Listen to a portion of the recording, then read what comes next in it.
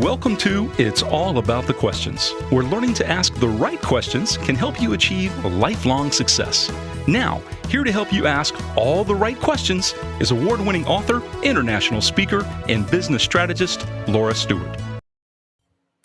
Good morning, afternoon, and evening, everyone, and welcome to the show this week. I'm having fun with my graphics, trying to figure out how to do fades and all that other stuff, but I'm still not perfect at it. But you know what?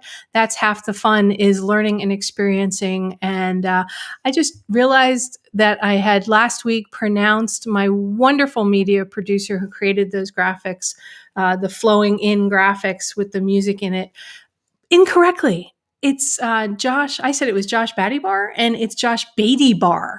So Josh, I just corrected that for you everywhere and everybody. He's just truly wonderful to work with and helps make the recordings of this show look really, really wonderful.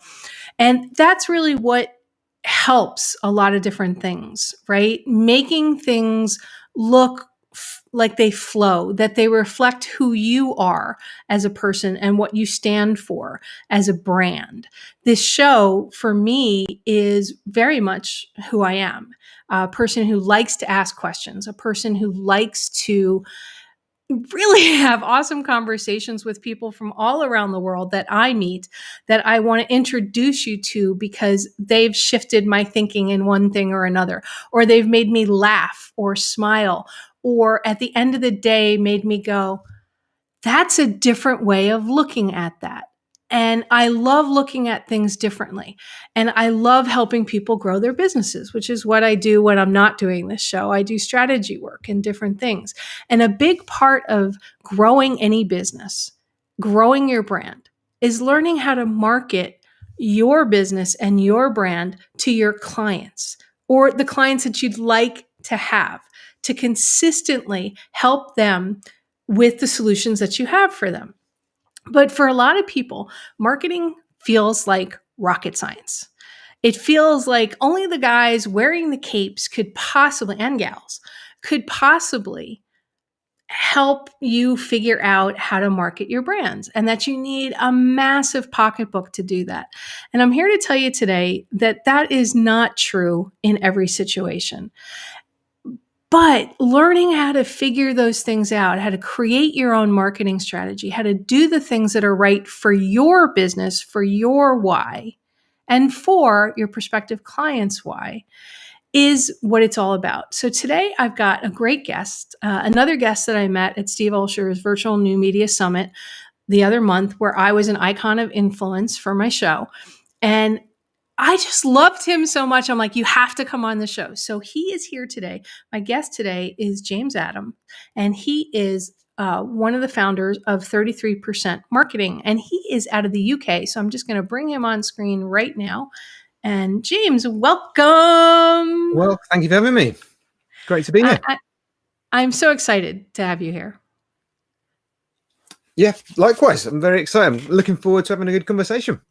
Yeah, it's going to be great. And before we even get started, you just need to tell everybody about what's going on behind you, because every time I talk to you on camera, I'm like, I see something different. It's become a bit of a process, really. Ever since we all got sent home and we're all working from home now, I started thinking about what was behind me loads more. Like, I'd never bothered about that before. And then I thought, you know what? I've got a lot of Lego. I have a lot of Lego.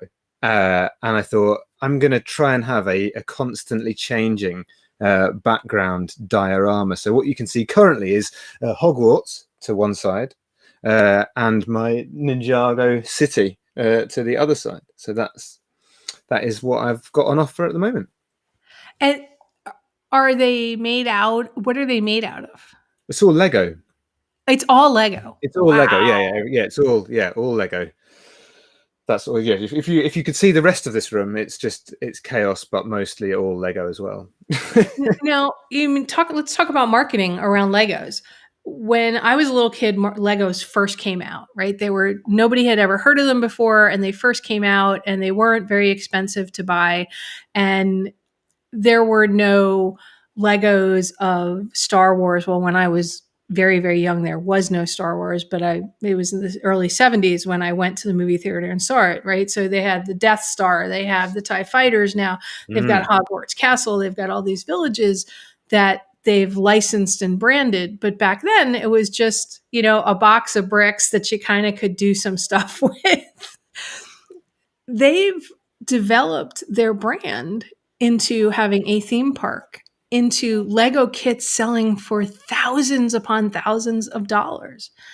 Can you talk to that with me as like an entry to our conversation about marketing? I mean, you've worked with brands like Hasbro and North Face, and now you focus on, the smaller businesses. So start there. Yeah. I mean, they're a classic example of that, of doubling down on who your perfect customer is, I suppose. So they went through, when I was little, it was all sets, cars, trains, spaceships, all sorts of stuff like that. No, there was no licensed stuff at all, and it was just all we played with. We just, I always loved Lego. But they went through a period of time which a lot of people, everyone, all AFOLs, adult fans of Lego, have this time they call their dark age, which is the period of time where you didn't buy or play with Lego, which is usually when you stop being a child and start being a sensible grown-up, and you realize that that's really not something you should be doing anymore. And Lego had this big problem where all those people stopped, and they stopped innovating. They stopped coming up with cool new designs for things, and a lot of their stuff started to get pretty boring. And as you can see, a period of time where the Lego sets are just not interesting at all, and they really struggled during that period of time. And that's actually when they brought in some of their tools for business, which is the Lego Serious Play, which is something else that I use in work. But it was only when they then thought, okay, licensing is what we need. So they got Star Wars, they got Harry Potter, they got Indiana Jones, they got all those kind of things in early doors. And they doubled down on those adult fans. They accepted the fact that grown-ups were buying, that Harry Potter castle is not being marketed at children at the price point that it's marketed at. So they're accepting that these, and you look at the boxes now, the brand is, they're black boxes. They're very serious. They're designed to look like something that's not a toy, that's an adult executive toy that you might buy. And, and certainly the reason I love it is because, I love Lego is because of that, the sense of a sort of purpose that you get when you're working through the process of building a Lego model. When sometimes the world seems a bit out of control, following an instruction manual seems quite appealing. But then at the same time, you can use it creatively as well. So I just think what they've done with their marketing and focusing on who their perfect customer is, and those people that are going to spend a lot of money, and the people that have then got kids, and then they're going to then ultimately, I'm a marketing tool for Lego because I make my kids love it as well, and that's how that cycle works. So, and they've just really nailed who their perfect customer is, and then just kept making sure they got as much out of them as possible. So they have, I think of Lego, and I think of they have two perfect customers. They have the child who, the parent perhaps grew up with Legos and wants to introduce their child to Legos. So they have those basic kits to get them started. And then they've got the adult child that wants to play. But at the end of the day, their avatar, their perfect client is child, right? Whether it's a child, or whether it's an adult child, their brand, correct me if I'm wrong, because I'm struggling with my own branding and marketing and things like that. I see their brand as the child within. Absolutely. I think it's that, and it's the creative is part of the process as well. Okay. I think that's something that they talk about, rebuild the world. They talk about this process of building things together, and that side of things as well. So I think there is kind of, it's all about play. It's all about, even the business tools that they offer, or that their partners offer, are built around learning through play. Their education stuff is about learning through play. So that everything that they have is about, and that's what it is as an adult or a child, as you say, whatever it is, it's about finding that inner child. And we see that when we do workshops with people. You get a group of people, 15 or so quite serious, sometimes people that sit down and think, oh, I'm playing with Lego, this is something that kids do. And it doesn't take very long before they start fiddling about with stuff and putting things together in interesting ways and twiddling with little things that tie onto each other and stuff like that. And it's amazing how there is that. Everyone has that inside them. Even no matter how serious and how grown up and how sensible you think you are, inside there somewhere is that person that loves to play. And I think that's something that, they capitalize on that, and it's something that I think that everyone can use to get more out of that inner creative from themselves and find that inner child. Is marketing kind of like marketing for your own business? Is that like trying to find your own inner child around your business? I think that's the thing for me, is that marketing, when we talk about it, is we started talking about Lego and now we're talking about marketing. And I can imagine everyone's going, oh, marketing. That's, yuck. No one likes that. But I feel like Lego found their own inner child, but they also can afford to pay major people to help them figure that out. Yeah, but that's the thing. I guess that's, it brings us around to why I love marketing, because it should be fun. Like what marketing is at its core is telling people about this amazing thing that you have. Like, so this business you started, this business that you work for, this service that you offer, all that marketing is doing is you telling people about it. So if you love what you do, if you're passionate about the thing that you have to offer, then telling people about it shouldn't be that scary. It shouldn't be that hard. And ultimately, if you can play with that and you can have fun with that and you can make it into a game or into something that is enjoyable, then I think you can be incredibly successful at it. But I think so many people get in their own heads about the tactics, about the how, and the, should I be on this platform? Should I be on that platform? I need to be everywhere doing all these different things and worrying about algorithms and all this other stuff, that they completely forget what it is at its heart. And that is you just telling people passionately about your amazing business. And that's the bit that I think people get disconnected with. All right. My favorite question is why, and I know you love the question why. So why is it that people get so wrapped up in the minutia and can actually get paralyzed with trying to take a step forward with anything around marketing? The world wants you to do that, doesn't it? I mean, there's a number of different ways that can happen. I think there's, I run a marketing agency. One of our jobs is to make marketing sound difficult, so you pay us to do that thing. That was for many years, that's what we did. And that is, one of the things I like least about that industry is that's kind of the way it works. It's the same in a lot of professional services. Lawyers do it, doctors do it. A lot of these things are built on the premise that if I make it sound complicated enough, you won't want to do it yourself, and you'll get something, you'll pay us to do it for you. But there's also just so much. Social media is so responsible for it as well, but so many different things shouting at you saying, you need to be over here doing this thing, you should be on Clubhouse, you should be thinking about this platform, what are you doing on Reddit, have you got your Instagram stories right, what about your Instagram reels, are you doing this thing, are you doing that thing, what's your SEO like, have you checked out the latest algorithm on LinkedIn, are you posting enough, have you commented enough people? You realize you're in my head right now. Yeah. But that's what it is. But the world is just, and that's just like one bit of it. That's just like you're online. If you start thinking offline, and if you're a retail business and you're worrying about all this other stuff, and then most of the people that we're working with, you're also running an actual business. You're doing your operations, your HR, you're all these other things as well. And you can see why people just go, oh God, that sounds just too hard. I'll put that in a box and deal with that later, and not bother doing it. But I think that's why it seems so complicated, because people are just getting, they're just listening to too many other people saying you should be doing this and you should be doing that. That voice in your head from the outside world definitely sways a lot. Yeah, I think, but it's both, isn't it? It's that, it's, and I feel like it all the time as well. I always feel like I should be doing more. I need to be over here doing this thing, and I should be over there doing that thing. And and then you look at other people and you compare yourself. You can't help it, can you? You can't help but compare yourself to what other people are doing, and feel bad about yourself. And then you think, oh no, I can't do that because I won't be as good at it as somebody else. But the truth is, you just kind of, it's all because people have forgotten the what it was at its very heart, which is just doing it. Just go out and share and and don't worry as much about whether you're getting the algorithm right, because, and you talked about it on previous episodes as well, that it's about consistently doing something, even if that something isn't perfectly optimized. Don't worry about that, because I think that's what people get in their heads about.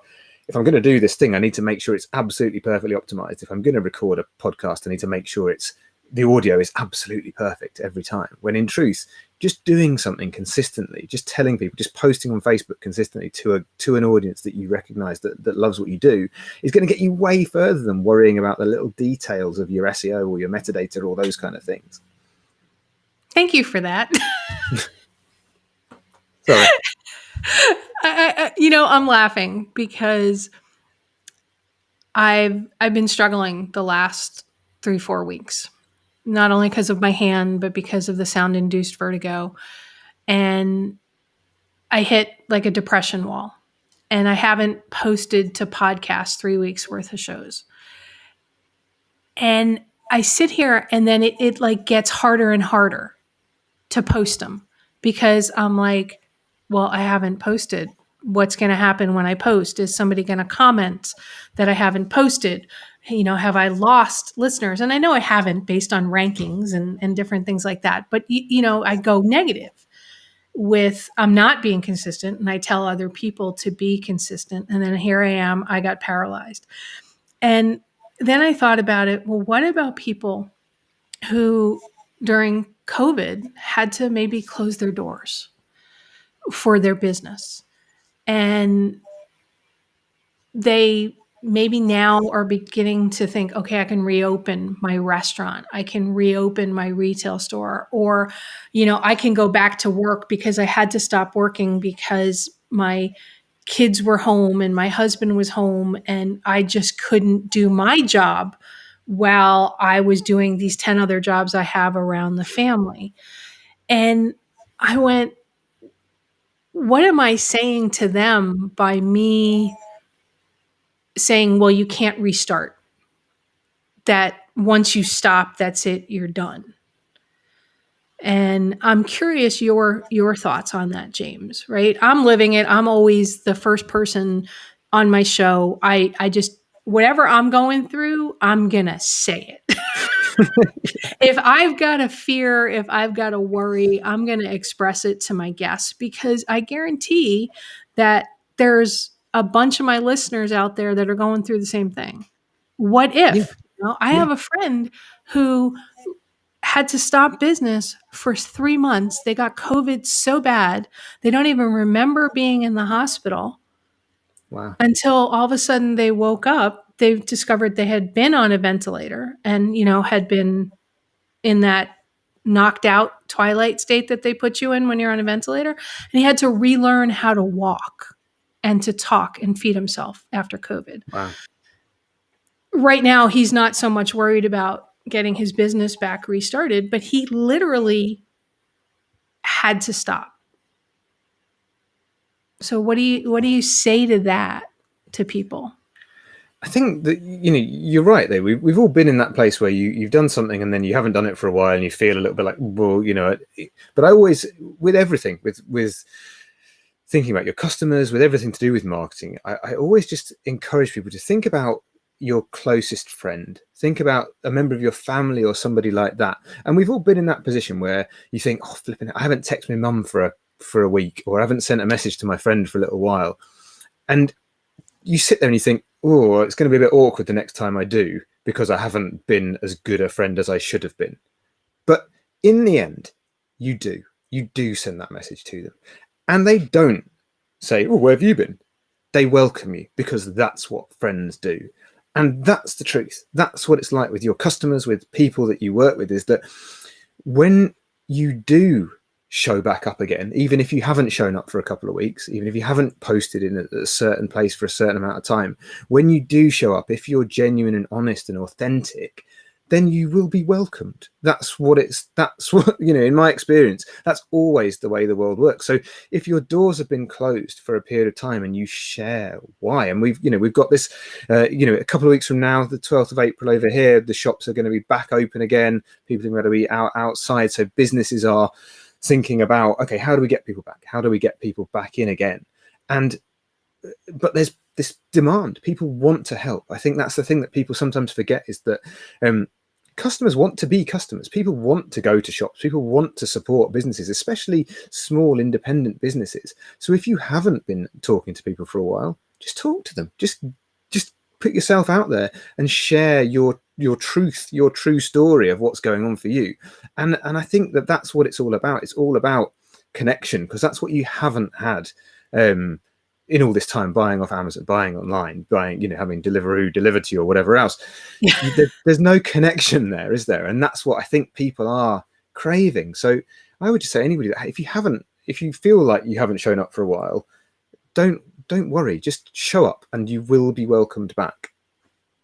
Does it have to be video? Does it have to be slick graphics?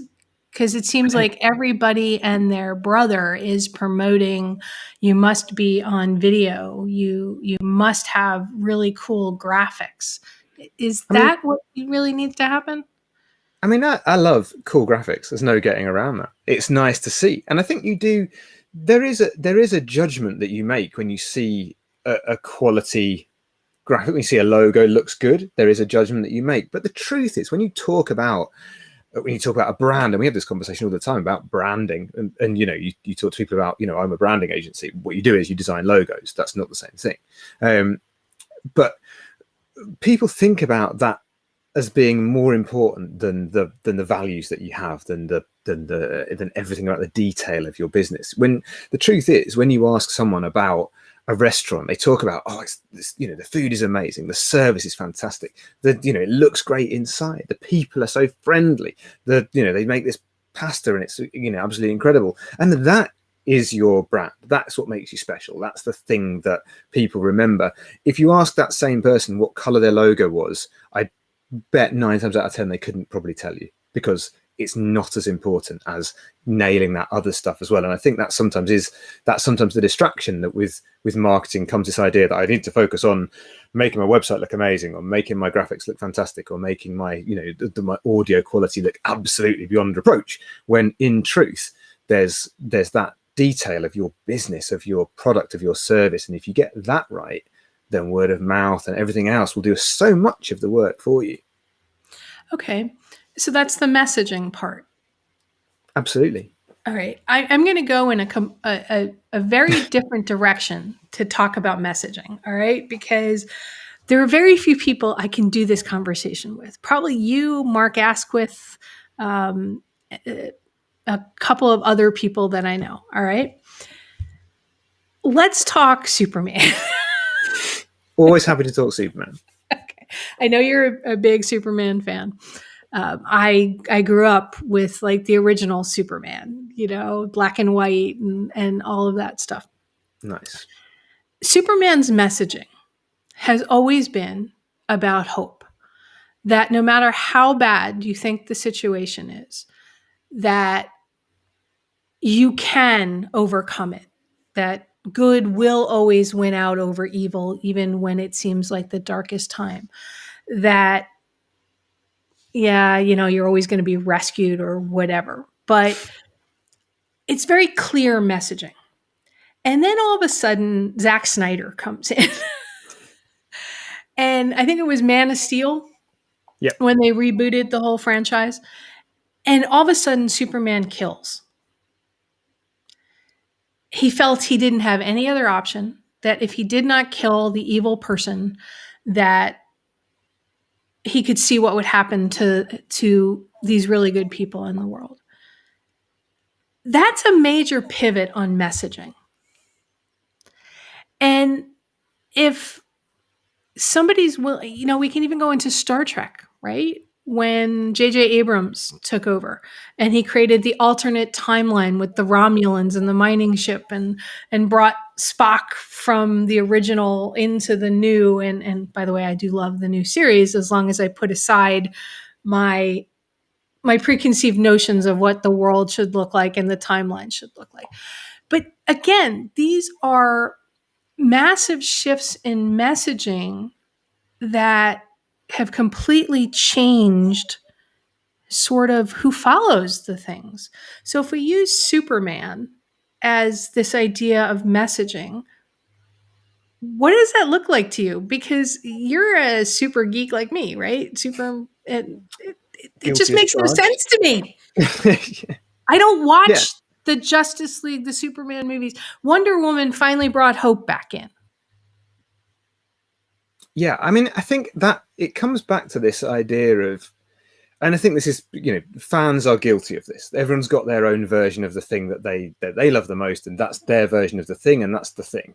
For me, Superman is dorky Superman. He's Clark Kent first. That's who he is. It's about, as you said, it's about hope. He's a person, and he's always been my favorite superhero because of that light where Batman is dark and broody and miserable and stuff. And whilst I'm all for take the Snyderverse, take that and do that story. And whilst it's not what I would have done with Superman, that's not my Superman.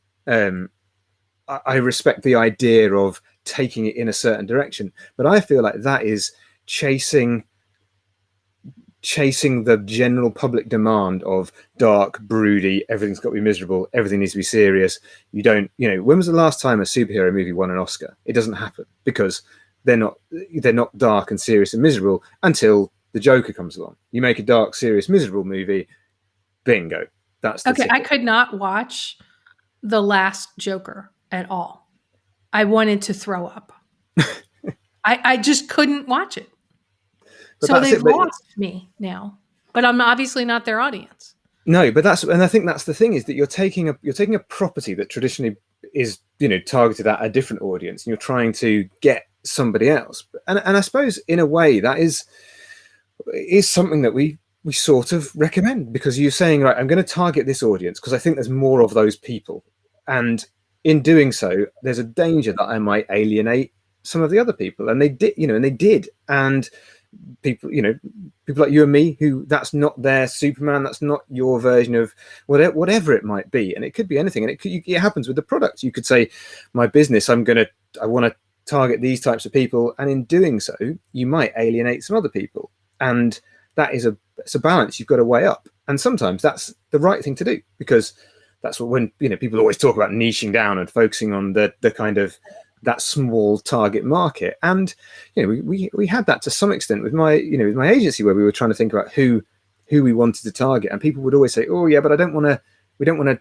turn down work, we don't want to let this other work go away. But in truth, the solution is you do want to do that, and you do need to focus in. But I think that there is a danger of losing when you chase the thing that you think is the big thing, when you go out thinking, oh yeah, but look over there, there's that big, it's like the Aesop's fable, the dog who's looking into the water, he's holding a bone in his mouth, and he sees the reflection of the other dog. It's got the bigger bone, so he chucks his bone to one side, jumps in after the dog with the big bone, and then loses all the bones. And that can happen when you think you've seen some big thing over here, and you go chasing after that, and you end up with nothing. And I think that in a way is what we're talking about here with the Superman analogy, which is that you're chasing the dark, broody kind of general group of people that love dark, broody movies, and then I think in doing so alienate the people that have loved Superman for 80 years, the people that have been a fan of that hopeful message that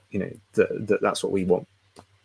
Can a pivot like that be successful? I mean, as you were talking, and I'm really curious which Superman and which Star Wars and Star Trek and stuff you like, because there's the original Star Wars, and then there's the second iteration that just went in really strange places. But in the United States, J.C. Penney and Sears, two big department store companies. Are you familiar with them? Yes. Yep. Okay. So Sears owned the retail market for 100 years, right? Everybody had the Sears catalog. I mean, even the TV series MASH. In Korea, they got the Sears catalog and they passed it from person to person, and they ordered items that got delivered. Beds, this, that, coats, everything, right? When the market shifted back, then they created the retail thing, and they were big in retail. And then all of a sudden it went back to this online thing, and Sears was unable to make the pivot. J.C. Penney, a new head came in and decided that their client base was no longer the middle-aged woman buying clothes for herself and for her children and her husband, and decided that it was tweens was their market, and they went cheaper. And everybody's at JCPenney seems to be like, what happened? Why is our business suffering? These companies haven't made successful pivots. And, Superman makes this pivot. Can you ever successfully do that? I think there are ways of doing it successfully, but generally only if it's done for the right reasons. I think people, in this crazy, COVID world, people, businesses have had to make pivots. If you're a retailer, if you're a restaurant, they've made a pivot to an online delivery or to something like that. They've pivoted the way their business works, but they probably haven't pivoted their customer, who their ideal customer is, who their perfect person to work with is, because the truth is that doesn't change as much. And we see this all the time where people will come to us and say, we really want to tap into that millennial market. We want to get hold of, we want to get more in front of these other people. And we're like, well, but you're a high-end hotel who's got an amazing collection of quite wealthy older customers. You haven't got all of them, so maybe you should just not worry about trying to appeal to millennials, and you should focus on those people. Double down on that already really well tapped into audience you've got. And I think that's usually when these things happen, when someone has this great idea of going after this promised land, this idea of something that's over there that they could potentially tap into, instead of focusing on what makes you special, focusing on who your audience is, the people that have been supporting you for all that time. And it's not to say you can't grow it, and it's not to say you can't bring in separate products or sub brands or things that could appeal to those people. And that's often a smart way to go about it, because you bring in a sub brand, you can target a different audience. And and that's how we always suggest you do that, is if you want to bring in a new avatar, if you want to bring in a new ideal customer, then do that, but market to them specifically, and not necessarily at the expense of completely alienating the people that have been with you and supporting you all the time before that. And I think I think a pivot can work, but I think only if it's done with with the customer at its heart, rather than with a board director that's just decided that they like the idea of targeting tweens or some random audience that they just think, yeah, that sounds like a good place to go. Let's go and get some more of them. They've got some money. This thought went through my head when you were talking about that, of when we first started talking about how do you decide, where you market and what you do, and if you haven't marketed in a while. And what popped into my head was this idea, James, of, are we listening to everybody else's marketing telling us what we should be marketing, versus listening to ourselves and our own brand and our clients? And is that what the essence of some of what you were saying was around that we can be swayed that we have to go after the millennials, but why, if that's not really our success model? Yeah, I think it's so easy to be distracted by the shiny new thing, the possible opportunity or the potential audience that might be over there. It's so easy to be drawn in by, that someone's doing this on Instagram, so that's probably a good thing to do, so I should probably go off and do that. But the truth is, and it's this analogy we always use, which is that if you really, really know who your customer is, if you're really inside their head, then they are like a good friend. And you don't think about, when you go to text your close friend, you go to send a WhatsApp to a family member or something like that, you don't think about it that much. You don't get your text signed off by several people. You don't get your images approved by anyone else. You see a funny picture, you share it. You know they're going to love it. You see a product you think's interesting, you share it. You know that they're going to love it. And if you get to that point, that level of sort of intimacy with your ideal customer, where you're right inside their brain, that's how it works. And you don't get distracted by all these other things telling you what to do, because you don't go, you just say, they're not on TikTok. I don't need to worry about that, because my ideal customer is not only are they not on TikTok, maybe they are on TikTok, but they're not buying things when they're on TikTok. They're over there for that reason. I think that's the other thing people forget is that, yeah, okay, everyone's on Facebook, but if they're on Facebook in their leisure time and they're not thinking about work or making purchasing decisions or anything like that, then don't talk to them there. Focus on the places where they are, where they're thinking about buying things, we're thinking about employing your services. That's where you should be, and you know that if you're really inside the brain of your customer. Okay, so what are some strategies that my listeners can begin to implement or think about or ask themselves to help them figure them out? Because I know there's a lot of my listeners that are lost because they say it all the time. Even my clients are just like, I do not know what my brand is. I don't know why my clients are buying. I don't know what I should say or do. I think a lot of that comes from, there's this drive that you've got to be perfect, that you've got to, I don't want anyone to see a crack in the veneer. I don't want to see anyone to see this idea that maybe I don't know what I'm doing and it's all a little bit out of control. But the truth is, the more honest you are, the more you share that story with your customers, the better the bond that you have with them. And I would say, if you don't know why your customers are buying, ask them. It's that straightforward. You just have to talk to people and understand what it is they love about you. Because the first thing that we always say, if you want some sort of actionable things that you could go away and do right away to make this, to make your marketing more efficient. We always talk about ruthlessly efficient marketing and focusing on only doing the things that you absolutely have to, so that you can get back to doing the things that you have to do, which is running your business.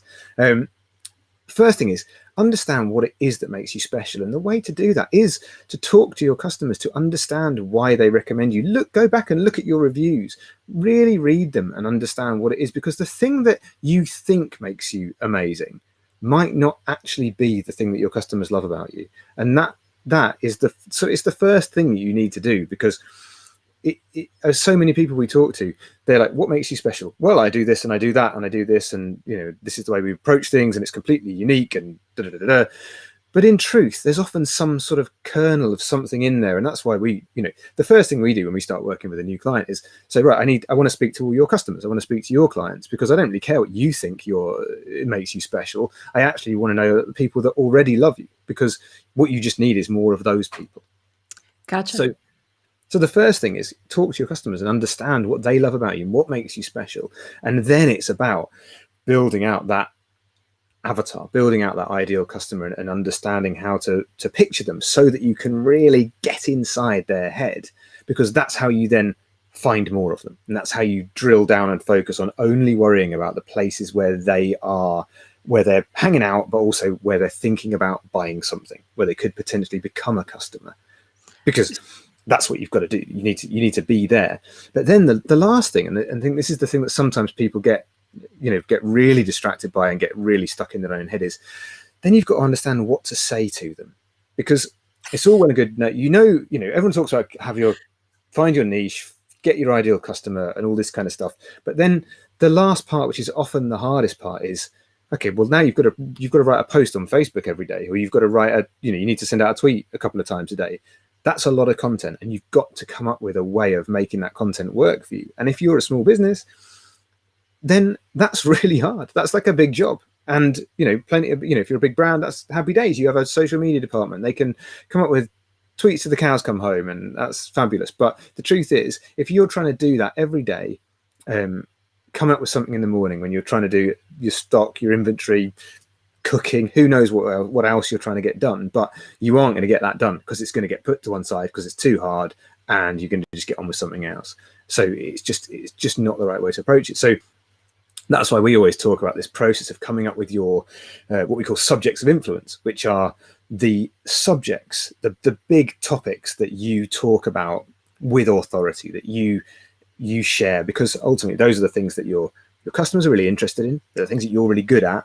But most importantly, the things you love talking about, because when you talk about something you love, you do it more easily. You share stuff. The content just keeps flowing. And when you've got those ideas, it just makes the content so much easier. And it goes back to that analogy I talked before about having a close friend is when you've got those subjects that you know they're interested in, it doesn't make sharing things very difficult. You never feel mucky about it, because that's something we hear that sometimes as well, that people feel like, oh, I don't want to post something on Facebook because I don't want to seem too salesy or too pushy or too whatever else. But if you've got the right person, they should be happy to hear from you. They would be pleased that you've sent them that message because they're interested in the thing that you've got to offer. And I think that's the key. It's, understand who it is you're talking to, understand where they are, and really, really nail what to say to them.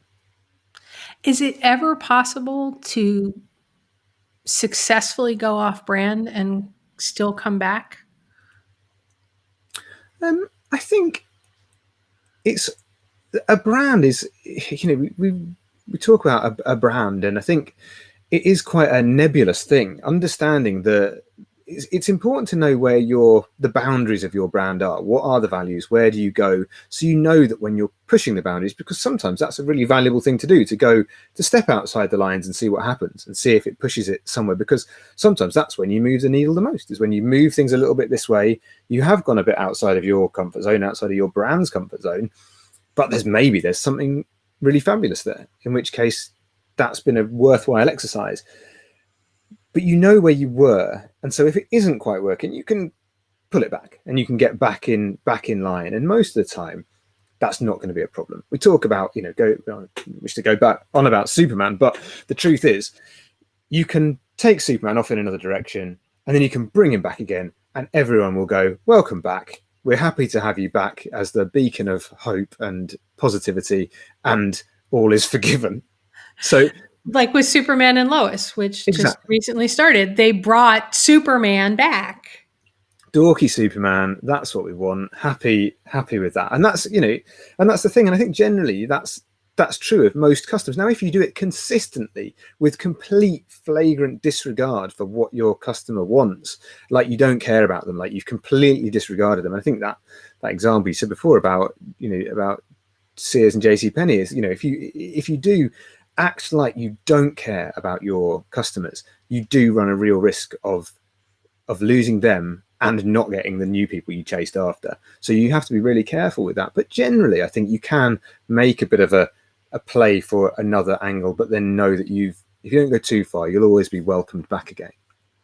In the case of JCPenney, they're not getting the customers back because they've found other places. I think a lot of them are going to Kohl's and other places now as a result. And Sears, we all know, has fallen apart. I know that my listeners have a fear that if they market wrong, that they're destroyed forever, that there's no hope. And you've just said that that's not really the case. But we've seen it where big brands have really gone by the wayside because they couldn't figure out how to market all of a sudden. They made a pivot and it was really bad. In the case of a number of my listeners, they're afraid to start, James, right?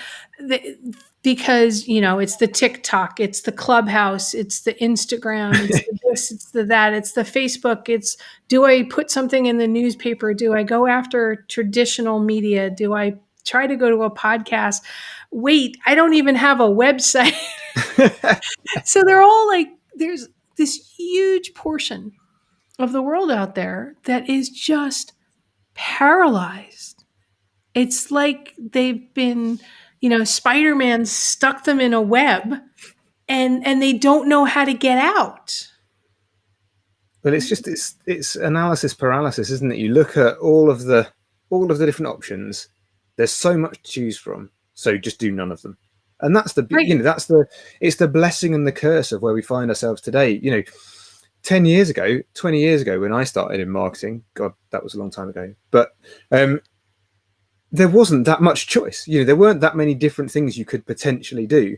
And certainly more of them were paid and most of them weren't free. And right now, there's just so much choice. You've got so many different things you could do that it becomes completely overwhelming. And I can totally get why people look at it and go, there's just too much. I'm just not going to do anything. I'm not going to start. But to anybody that says, I don't want to do marketing, you're kidding yourselves, because you already do it. Like if you've got a business and you have any level of success, when someone comes in and you give them a good service, when you have a client and you give them a good service and you encourage them to tell their friends about the great experience they had, you're doing marketing. You're just doing it on a small and grassroots scale. And all you've got to do is work out how you do 2 times that and gradually increase it. So to anybody that's afraid to start, then I would just say, do something. Pick one thing, understand, start off with a strategy. Don't think that and we hear this all the time as well, that marketing strategy is just for big brands. If you got to, you don't need to have a marketing strategy if you're running a small business. You just need to worry about getting on with what you're getting on with. But the truth is that a marketing strategy is the most important thing for a small business, because when you have that strategy in place, you don't think about it from a day to day. You've got a piece of paper that you go, right, what do I need to do? Follow these instructions. It's your own, we could go back to the Lego instructions at the start of our conversation. A marketing strategy is your Lego instructions. That's your booklet. You turn the page and you say, right, step 1, I do this, I do that, I do this, and I'm going to have a level of success. And I think that's the thing that people miss. So when you go through that process, try to come up with a strategy. But I'm not talking about a big, 50-page document with an executive summary and all manner of other nonsense that you write this big thing and you go, right, well done everyone, high fives all around, we've written a marketing strategy, I'll pop it in the drawer down there and we'll get back to work again. I'm talking about a living, working document, an actionable document that's got a list of things you do and you follow it. And if you think they change, you change it and you keep updating it. And that's what a marketing strategy really is. It's not this stuffy old document that you give to the bank manager. That's just not what it's there for. Can you give an example of a marketing strategy, James? Like give me some ideas of what's on a marketing strategy versus tactics. So yeah, when we think about a marketing strategy, our focus is on, as we've touched on before, really, a marketing strategy from my point of view has got 3 things in it. It's got what makes you special. It's got who your ideal customer is. It has those avatars in it. It talks about exactly who you're trying to talk to.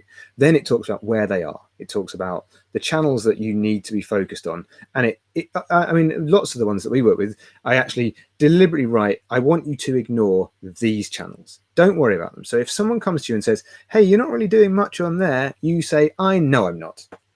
And that's on purpose. Okay. So leave me alone. I don't want a part of it. I don't care how many people there are over there. I don't care what fabulous opportunity is. I've got this amount of hours in my day and I can only do this much work. Because the truth is, if you've got a marketing team of 20 people, you can do all of it. Happy days. But if you've got one person or you've got 2 or 3 people, you can't do it all. So you have to focus on doing something really well. So eliminate the things that you shouldn't be doing and forget about those. Okay. It talks about what those subjects are. And I always encourage people to have that top level. I'm not talking about what you would tweet on a day-to-day basis. I'm talking about the big topics that you talk about. So we talk about marketing efficiency a lot. That's something that we are very passionate about and we always talk about. But below that sits lots and lots of individual smaller pieces of content, which we call superhero content, which is the big article that then, so you'll see a theme with all these things. But we call it superhero content, which is a big article that contains lots and lots of data and useful information. And then we have sidekick content, which is a tweet. It's a Instagram post. It's whatever else you want it to be. It's the thing that supports that bigger thing and drives traffic into it. But that's only because that's where our audience is. That's the right way for us to attract them. But for your business, that might not be the right way to do. So again, the strategy has that. It has what makes you special. It has who your customer is. It has what you should be talking about. And the tone as well, and your values and those parts of things, which a lot of that sometimes sits in your business strategy or your brand guidelines. And again, I think I always say there's not a correct way to do this. The correct way to do it, is to have some idea of who you're talking to and where to find them. And I just always encourage people to start with who that perfect customer is, because in truth, when you get inside someone's head, a lot of this stuff sort of figures itself out. A lot of that stuff is instinctive, and I think that's often the way to go about it. You make it sound so simple. And I love that about you, which is why I was drawn to you when you were pitching and talking at Virtual New Media Summit. Thanks. And to me, one of the essences of what you talk about and how you help people is getting them to say, don't be afraid, just take a step. It's not about taking 1,000 steps. Take one step, see how it goes. Focus on this for now. And, 2 months from now or a month from now, you can make another step if that's not really getting traction. How, though, does somebody know? And I've never really gotten an answer that kind of makes sense around this, but I think it's it's one of those it depends kind of answers. But I'm going to ask it of you, James. At what point do you say something's not working or something is really starting to get traction? I need to pursue it. So it's a two-part thing. When do you say, okay, we're not going down this road anymore? And when do we say, let's pick up speed? And I know the answer is it depends, but I'm give me going to do beyond that. everything I can to answer this question without saying it depends. Okay. I think, if you are, if you ask my business partner, anytime I think, about 3 days is how long I'll wait before I decide something's not working and move on to another thing. But that's not the correct answer. Don't listen to that attitude. The truth is that if you really drill down where you're trying to get to, that's what you want to understand. So if you're running a business and you know where you want to be in the distance, that's your goal. And it's really important to have that idea of a goal, because if you don't set a goal at the start, then you can't decide if something succeeds or fails. So you have to have that in place, because the truth is we've all done that, where we've not set a goal and we've just done a thing, and then you start looking back and go, was that successful? I don't really know, because I didn't really decide where I wanted to be at the end of it anyway. So if you're doing something and you set that goal, that allows you to establish whether the thing you're doing is getting some traction or not. The first and simplest thing to do is if your objective is get more email addresses, get more data, get more likes on Facebook, get more engagement, get more, whatever the metric is that makes your business work, and you do have to decide what that is. You have to decide what your metric is you're going to use to measure success. But if you're moving a bit in the right direction, if you can see that there's some positive change happening, then again, I just always encourage people, double down on that. See what happens if you pour a little bit of gas on it and give it a little bit more. If it's advertising, try a little bit more budget. Does it have an impact? But if it doesn't, don't, I nearly said it then. I'm not going to say it. If it doesn't seem but like it really it's does working, depend. I get that. It does depend. But if it seems like it's down to the tactic you're using as to how long you should give it before you decide whether it works or not. If it's advertising, you should expect results a little bit quicker. If ultimately your channel to be able to get people in is going to be natural search through SEO or something like that, you're going to have to give it a bit longer, because that takes longer to happen. So you need to understand the channel that you're operating in. If you're going off to build an Instagram audience from scratch, you're going to have to work at that quite hard for quite a long time before you start really getting some traction with it. So you have to understand the channel that your audience is in, and then understand the channel that you're going to use to get to them. And then do a bit of research, understand what success is likely to be and how long it's likely to take for you to get to that point of success. So don't bail out too early, because I think that's a lot of people. And I know you talked about this before as well, which is people just try a little thing, see if it's working. Oh, that's not working. Forget that. Move on to the next thing. Let's try that over there. And they don't consistently do things. And that's how you build an audience. Podcasting is a classic example. You build an audience by turning up every week, by doing it consistently, by constantly providing the same thing. It's the same with blogs. It's the same with everything. You have to keep doing it, because people want to know you're there, and they're going to keep coming back gradually. But again, it's down to the channel you're using, I think, is the answer. Was You that know, announced? we're almost at an hour, and I could talk to you for another hour easily, James. I mean, we didn't even talk about advertising, and whether when you decide to do that, and Facebook ads, and this and Mm, that, and LinkedIn and events and whatever, and that we could go down a whole nother road yeah, we could do. Yeah, with we could do for a couple more hours, I reckon, if we could go. yeah, easily. But because marketing and that whole idea of growing your business is such a beautiful topic, which is why I love having people like yourself on the show. And yeah, we're talking about Stack Cider. They just released his uncut Justice League, right? I really have no urge to see it, no matter how much they've marketed at it and that they accidentally leaked it during the Tom and Jerry because somebody hit some wrong thing. I personally don't think that was wrong. I think it was a tease. It got them PR and whatever. But I love what you were talking about around, find what's for you and your clients and be authentic and honest. And that's who I see you are in every interaction we've had. And I'm a huge fan of everything you have behind you as well. We could probably do, I think maybe I need to have you and Mark Asquith and I on the show, and we'll just do a whole Just a episode. geeking out episode. Yeah, just talking Green Lantern, Star Wars, Star Trek, superheroes, Marvel, DC. I think we could have a blast. Yeah, I'm in. Okay, cool. Because Mark said he wants to do one with me too. So we have to make that happen.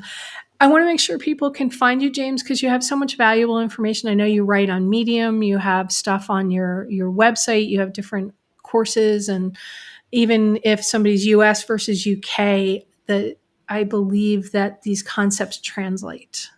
Yeah, totally. I mean, I think that's something that we've really felt is that it's this if this period of time has taught us anything, it's that the borders don't really matter. We've all gone, the whole planet's gone through the same thing, and the principles of marketing. Yeah, people are different and buying habits are different, but that's part of knowing your customer is know how they buy things and where they buy things and whether they're impulse driven or logical and stuff like that. So I think there's what works in England works in the US. It's all similar stuff, and Might be a different word.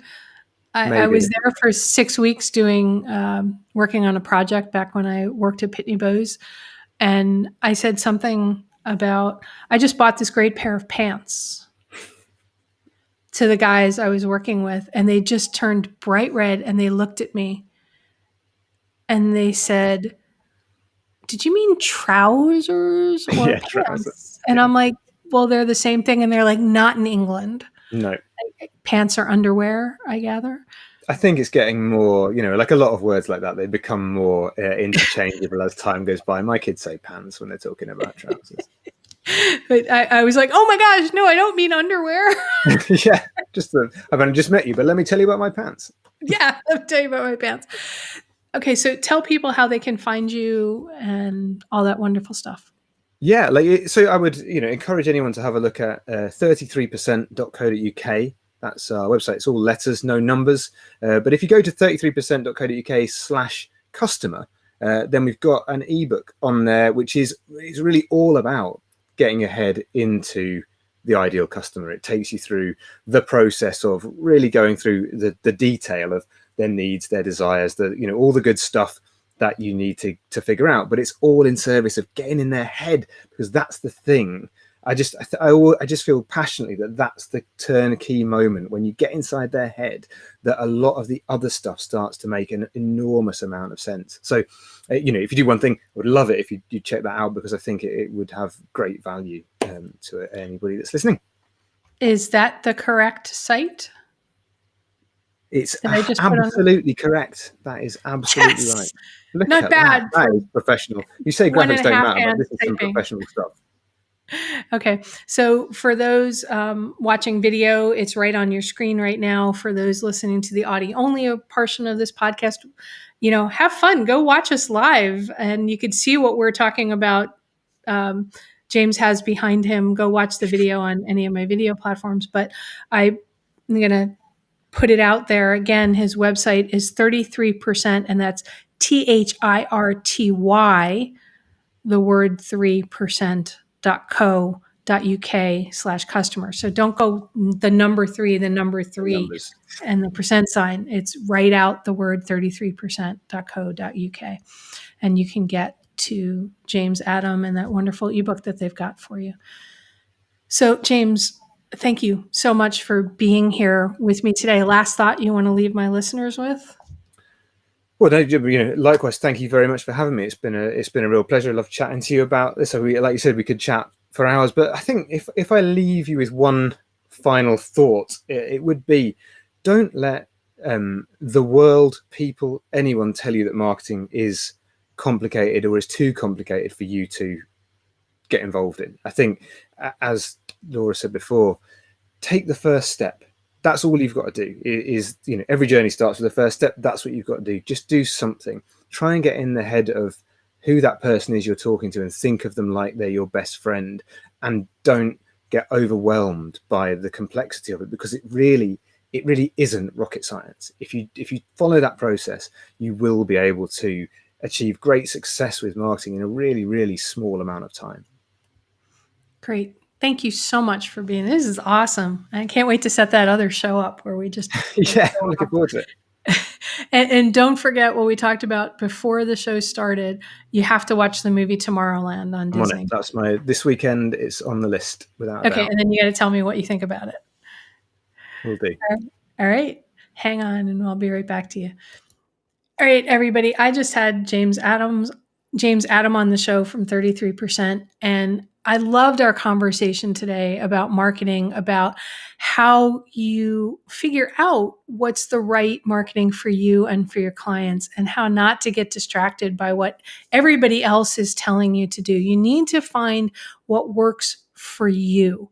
What is your strategy? Don't feel like you have to be everything to everybody. Just pick one thing, start there, see how it goes. Give yourself some time. There's so many great nuggets from today's episode. I would love for you to share on social media or email me, whatever you want to do.